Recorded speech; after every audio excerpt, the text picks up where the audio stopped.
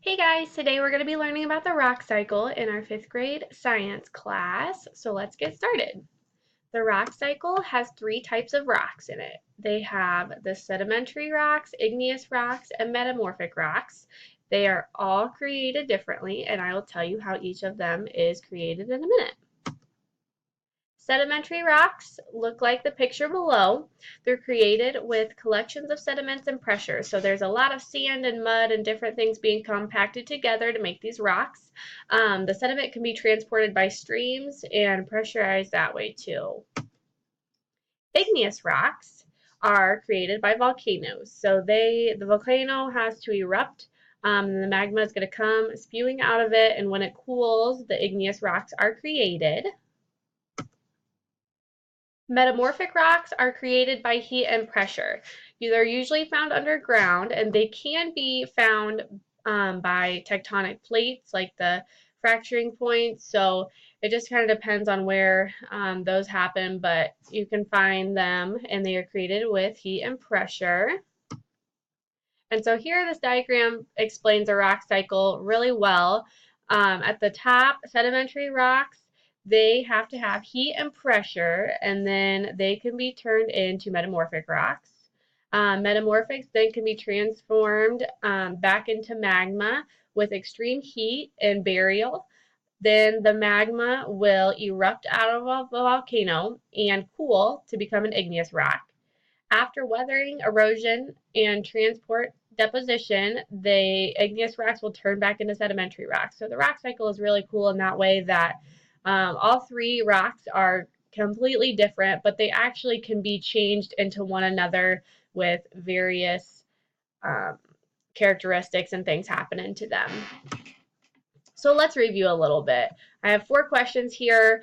We'll go 2 at a time, and then we will go over the answers. So make sure you get a piece of paper out and write these down, and then write down the answer that you think is right. So number 1, which rocks are created with little pieces of sand or mud? And number 2, which rocks are created by magma cooling? So look at the answers there. Think about which one is the right. Now here are the answers. So number 1, which rocks are created with little pieces of sand or mud? That would be sedimentary rocks. Think about all the sediments collecting and being pressurized into rocks.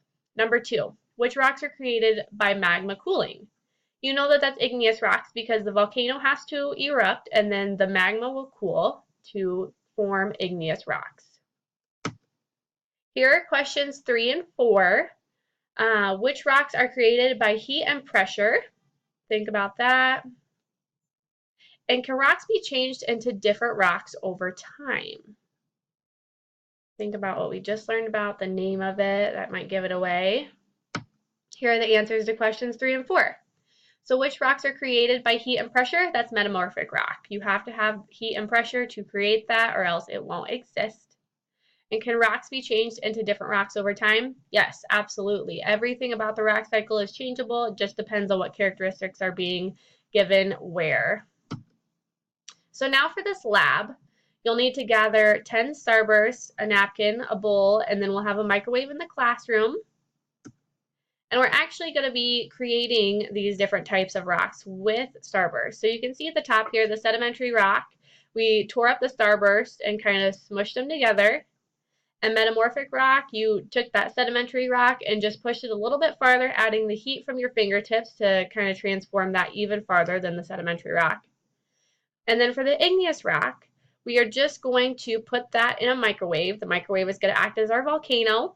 And once it's melted and cools, that would be like magma acting as the characteristic there. So you learned about the rock cycle. Hope this was helpful, and we will see you next time.